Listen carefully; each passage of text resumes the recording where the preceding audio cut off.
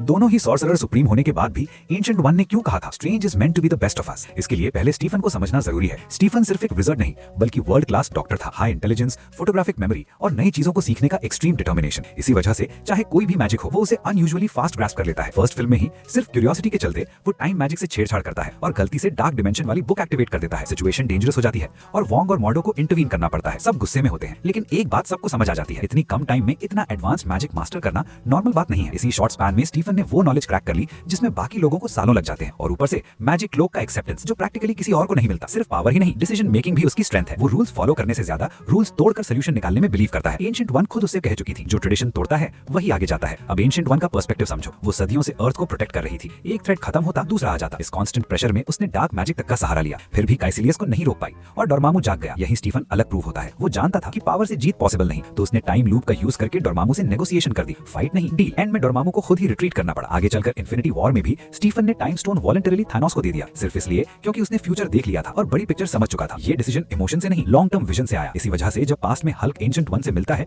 और बताता है कि स्टीफन ने खुद टाइम स्टोन दे दिया, तो वो बिना हेजिटेशन मान लेती है। शायद उसके लिए स्टीफन सिर्फ नेक्स्ट सॉर्सरर सुप्रीम नहीं था बल्कि सबसे अलग, सबसे आगे दिखने वाला विजर्ड था।